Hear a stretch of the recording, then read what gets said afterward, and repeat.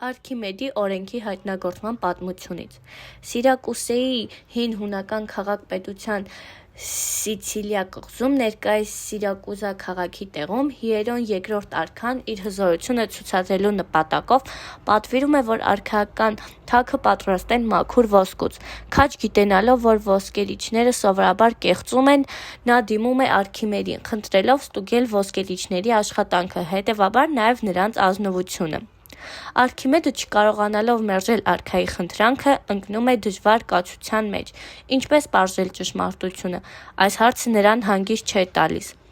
Եթե կարողանար որոշել թագի ծավալը, ապա ամեն ինչ պարզ կլիներ, կվերցրեր նույն ծավալով մաքուր ոսկու մի կտոր, թագը և այն ոսկու կտորը կդներ կշեռքի տարբեր նշաններին, և Հիերոն արքայի հանձնարարությունը կատարված կլիներ։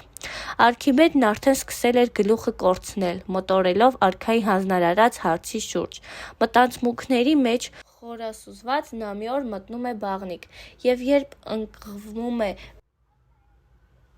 բերնեբերան ջրով լցված լոգարանի մեջ,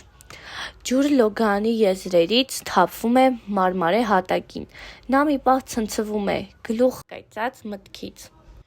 Ինչքան ջուր թափվեց։ Այո, իհարկե այնքան, որքան արտամղեց իր մարմինը, պարզորեն ասած, որքան իր մարմնի ջրի մեջ ընկղմված մասի ծավալն է։ Իսկ եթե ջրի մեջ խուզարկենք արքայական թագը, Արքիմեդի սիրտը թփրտում է, ուսերից կարծես մի ծանր բեռ ընկավ։ Ահա և Հիերոն արքայի խնդիրը լուծվեց, ինքն արդեն կկարողանա ճշգրտորեն որոշել թագի ծավալը։ Դրանից ուրախացած նա դուրս է ցատկում ջրից և սլանալով Սիրակուսեի փողոցներով, խենթի նման սկսում է գոչել. «Էվրիկա, Էվրիկա, գթա, գթա», մոռանալով, որ մերկ է։